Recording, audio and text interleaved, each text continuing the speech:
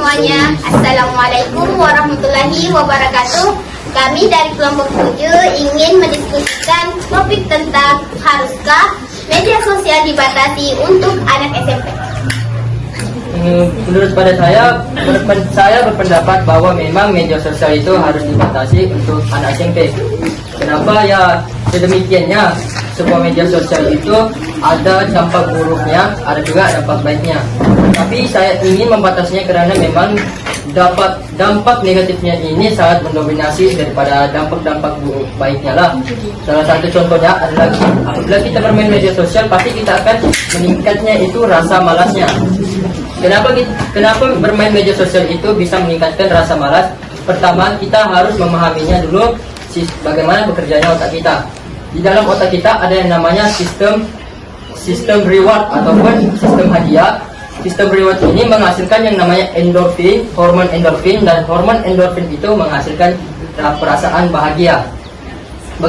Kenapa kita boleh merasakan perasaan bahagia itu? Karena apabila kita melakukan sesuatu yang bermanfaat, yang harus membutuhkan effort, kita juga merasa bahagia. Pasti kita akan merasa bahagia, betul kan?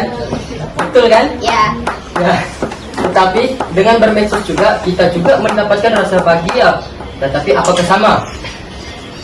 Rasa bahagia yang kita dapatkan dari medsos juga memang sama, tetapi otak itu sebenarnya lebih suka sesuatu yang cepat dan efisien.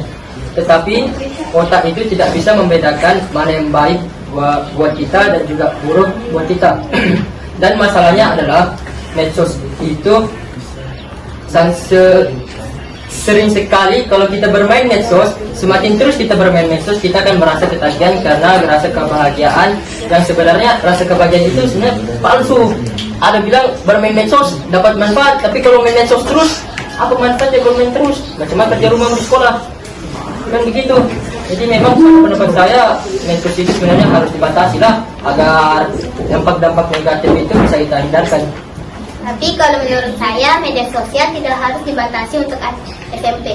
Justru dari media sosial kita bisa belajar banyak hal baru, baik pelajaran maupun dunia hiburan.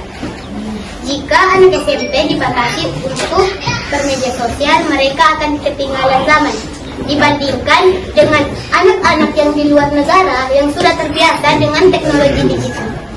Saya setuju, bahkan banyak sekali konten positif yang bisa kita temukan di media sosial. Misalnya seperti video edukatif, tips belajar, sampai keterampilan baru. Jadi, media sosial itu sebenarnya alat yang sangat netral. Yang penting cara menggunakannya, bukan malah menutup aksesnya.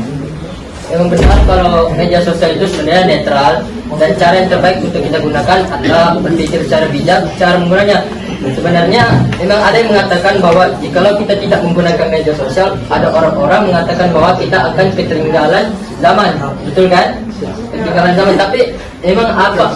Baru begitu siapun, mana ada ketinggalan zaman? Ketinggalan zaman, tetapi padahal secara senangnya kita boleh gunakan secara bijak. Contohnya adalah kita boleh memberikan seperti waktu masa untuk menggunakan teknologi, betul kan? Membatasi secara waktu dan membimbing anak-anak untuk menonton positif konten dan juga yang edukatif seperti dikatakan lah. Ya seperti itu. Tapi kalau kita lihat di negara lain, contohnya di China, mereka membuat aplikasi khusus untuk masyarakat seperti WeChat dan TikTok yang disebut dengan Mini. Anak-anak di sana masih bisa bermedia sosial. Hanya saja konten mereka lebih diarahkan untuk lebih sesuai dengan budaya mereka. Artinya bukan membatasi dengan keras, melainkan mengatur media sosial dengan bijak. Media sosial juga bisa membantu anak SMP untuk mengetahui isu global, misalnya seperti konflik di Palestina. Banyak remaja tahu situasi kemanusiaan di sana lewat media sosial. Kalau dibatasi, mereka akan buta informasi dan mereka tidak bisa menunjukkan kepedulian mereka terhadap sesama manusia.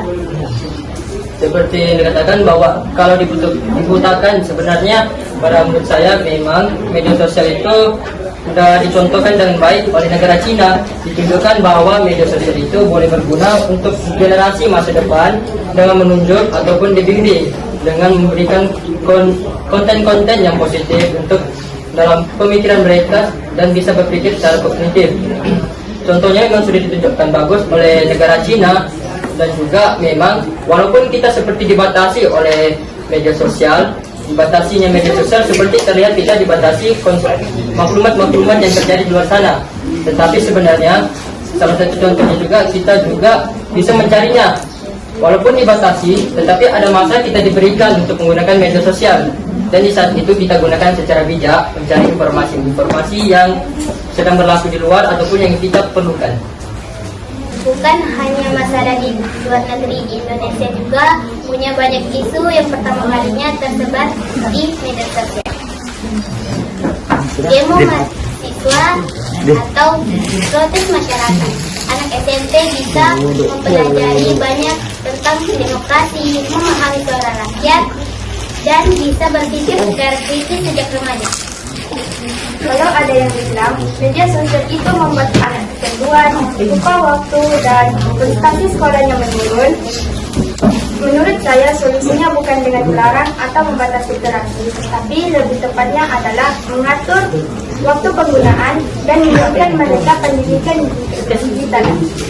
Ini memang benar bahwa memang media sosial itu apabila kita seperti katakan dijaga dan mengatur, media sosial boleh digunakan secara baik, mendapat informasi dan bisa mendapatkan lebih banyak pengetahuan apabila kita butuhkan. Jadi penggunaan dan fungsi media sosial ini dibatasi agar hal-hal yang kita menggunakan media sosial itu digunakan secara baik, mencari informasi dan mencari tahu apa yang berlaku secara politik ataupun maklumat-maklumat yang kita butuhkan. Itu banyak sekolah yang sudah memanfaatkan media sosial seperti kegiatan resmi, pengumuman lomba, atau kursus yang biasanya dikirim melewati WhatsApp. Jika anak SMP dibatasi, mereka bisa kehilangan kesempatan untuk aktif dalam kegiatan sekolahnya mereka sendiri. Jadi memang kesimpulannya kalau kita menggunakan media sosial secara baik, memang sudah terbukti. Seperti yang saya katakan sebelum, menggunakan media sosial secara baik bisa memberikan manfaat yang bagus dan banyak untuk kita. Jadi yang saya ingin terangkan dan jelaskan bahwa membatasi, haruskah membuat media sosial dibatasi untuk anak remaja? Ya, sudah tentu saya setuju dengan hal itu, tetapi dibatasinya itu dengan hal yang sewajarnya, bukan secara paksa ataupun secara diberhentikan tentang media sosial itu. Jadi ya, untuk secara masuk akal dan logis harus diseimbangkan antara diberikan pembatasan waktu dan juga di dalam kita menggunakan media sosial. Dan dari kami kelompok 7, Assalamualaikum warahmatullahi wabarakatuh.